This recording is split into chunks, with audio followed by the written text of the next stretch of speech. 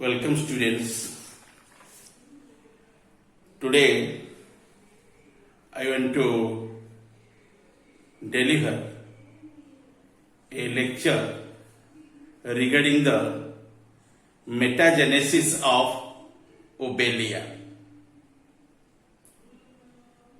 Initially, the scientists thought that the Lobelia exhibits alternation of generation. You know, Lobelia is one organism which one belongs under the phylum Coelenterata and short phylum Cnidaria. This Cnidarian organism exhibits one type of life cycle which is more or less equivalent with the alternation of generation, but not exactly true alternation of generation. Why you people discuss the Lobelia would not exhibit the true alternation of generation? What does mean of it? Why you can discard that concept? They could not be exhibit the alternation of generation. What does it mean alternation of generation? Alternation of generation is a phenomenon. By this phenomenon, the life cycle of that organism goes through the two phases. One phase is called as your diploid asexual phase, and other phase must be a haploid sexual phase. Okay? So, the definition of the alternation generation is like that. Alternation of generation may be defined as a phenomenon whereby in the life history of an organism, a diploid asexual phase and a haploid sexual phase regularly alternate with each other. This type of true alternation of generation is common among the plants, which comes under the kingdom Plantae or called as Metaphyta. Especially the examples of the mosses and thorns exhibit such type of characteristic feature. Okay? Where an asexual diploid saprophytic phase remain with one sexual haploid gametic phase generation, and they would be alternate with each other regularly in the life cycle. In form, the plant diploid saprophyte produces haploid spores. The haploid spores would be formed at the end of your asexual cycle, and that phase is called as your diploid saprophytic phase. Then this haploid spores again form your gametophytes, and which will be form the gametes at the end. Okay? At one side you find the asexual cycle, other side you find the sexual cycle. Asexual cycle deals about the diploid saprophyte, and sexual cycle deals with the your haploid gametophytes.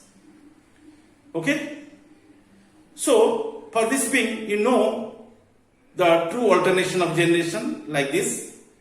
This type of true alternation of generation is common among the plants like the mosses and ferns, where an asexual diploid saprophytic and a sexual haploid gametophytic generation alternate regularly in the life cycle. In form, the plant diploid saprophyte produces the haploid spores. Okay, saprophyte bears the spores at the end in that cycle, in asexual cycle. Okay, which develops into flat green, small, heart-shaped haploid gametophytes. They produce haploid ova and sperms at the end. By them, generally, fertilization would be complete and they give rise to new diploid saprophyte. Okay, thus completing one life cycle, one after one. Again, listen. Alternation of generation is very common among the plants, especially in the bryophytes and pteridophytes, especially in the species of the mosses and falls. In there, you find two the cycles. One cycle at one side you find the asexual cycle, other side you find the sexual cycles, and both asexual and sexual cycles complete the whole cycle, whole life cycle. In asexual cycle, what happened? Your diploid saprophyte generally synthesize the spores, and these are the haploid spores. From the haploid spores, under the process of your your sexual cycle, it will be formed your the gametes. And the gametes generally formed through your haploid gametophytes. At the one side you find the diploid saprophytes, other side you find the haploid gametophytes. And both are completed one after one. And you know the gametophytes ultimately produces these gametes, and when there comes under the process of your fertilization, they give rise to the new diploid saprophytes. Okay, and thus the completing one life cycle in it. Understand? And this is the known as your alternation of generation. Actually, Obelia would not be exhibit such type of cycle in its life. Okay, and the cycle which one exhibited by this organism is known as your metagenesis, not exactly your alternation of generation. Okay, let us know detail about the life cycle of the Obelia, which one exhibits the metagenesis. Okay, metagenesis of Obelia, or it is one species of Cnidaria, or you can say metagenesis of Cnidaria. In Obelia, the life cycle includes two clearly your defined phases. One phase is fixed, that is polyploidy phase. Other phase is your pelagic or swimming phase, that is called as medusoid phase. They would be remaining altered manner and to complete the life cycle. Okay, you see this side, the asexual side. This is the sexual side. In asexual side, you mark here, and you find one phase is there, that is called as polyploid phase. That is called as polyploid phase.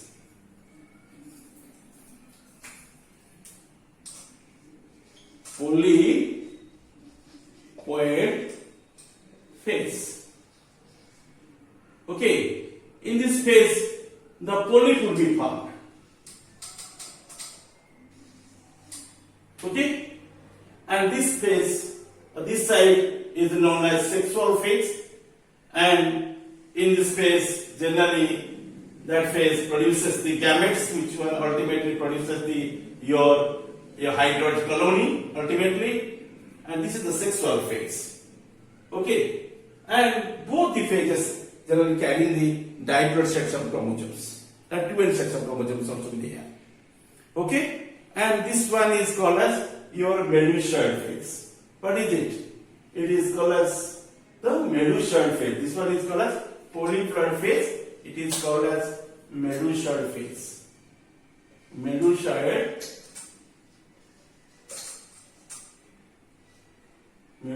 phase. Okay. Then you see here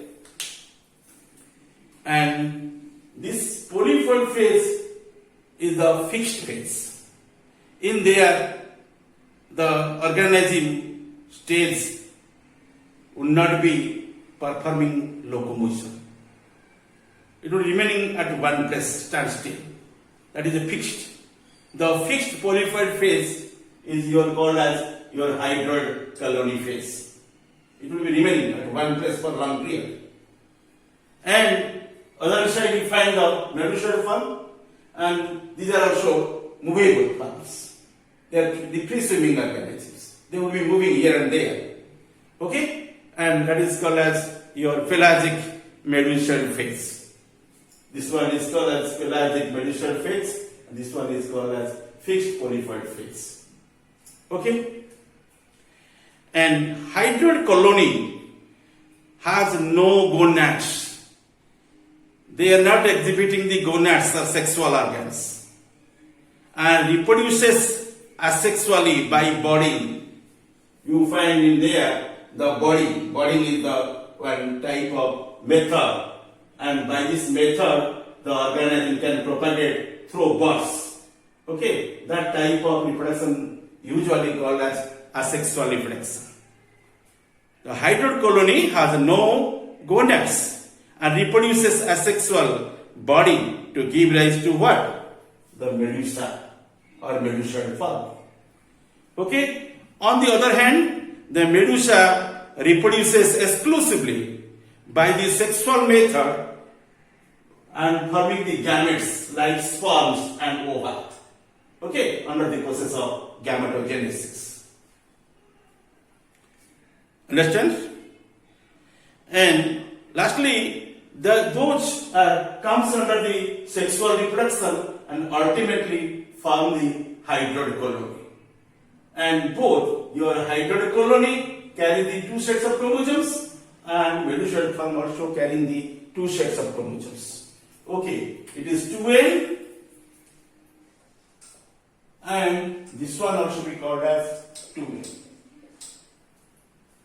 There is no question of the diploid and haploid in the cycles. All the places you find the diploid cells. Okay? You see, lastly you find the hydroid colonies, and this fact apparently seems to have given rise to the idea of alternation of generation, but it is also called as metagenesis, the seron traits, and in which an asexual polyploid generation appears to alternate regularly with the sexual medullary generation. But in Obelia, medullary phase do not represent a true haploid sexual generation, because the medusa arises from blastostyle. Blastostyle itself is a diploid by nature. By a process of asexual budding, the medusa would be formed. It implies that medusa too is a diploid zooid. Diploid zooid. Zooid means animal form. Zooid means animal pattern or animal form. Okay? And such type of scenario you must find in the life cycle of the Obelia, and at one side you find the asexual polyploid generation, other side you find the sexual medullary generation. But in Obelia, medullary phase do not represent a time haploid, and that is not true haploid also. Okay, and for this being, the Obelia medullary phase do not represent a true haploid sexual generation, because first point, the medusa arises from blastostyle by a process of asexual budding. It implies that medusa too is diploid zooid. The sex cells do not originate in medusa, but in the epidermis of blastostyle, from where they migrate into the gonads of Medusa. These facts show that Medusa does not represent a sexual generation. It is simply a free-swimming diploid jet specialized for dispersal of gametes of the sedentary haploid colony. In fact, the so-called sexual generation is your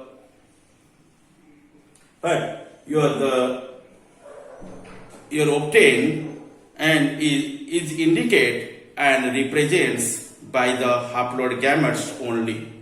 Thus, it is clearly impossible to differentiate between the sexual and asexual generation in Ovelia.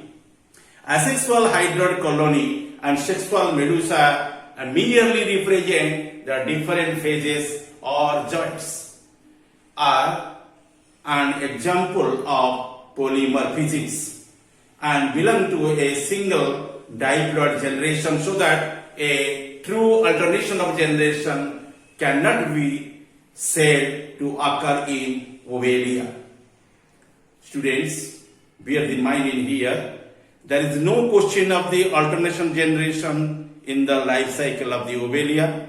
In coelotrates, you know, the Ovelia is the best example of it, a regular alternation between the fixed asexual hydroid and free-swimming medusoid phases, both of which are diploid, has termed the metagenesis by some workers. You know, the differentiation in between the alternation of generation and metagenesis, you find seems like that cycle in the life of the Ovelia, a regular alternation between the fixed asexual hydroid and free-swimming your medusoid phases, and both of which are diploid, has been termed as the metagenesis by some workers. But according to Hyman, the concept of metagenesis should be discarded, as there are no haploid and diploid generation in the coelotrates. According to this view, Medusa is regarded to be a completely evolved the coelontrate, while polyp is probably a persistent the larval stage. Okay, and these are the description regarding your metagenesis of Ovelia, or called as metagenesis of Cnidaria. Thank you all.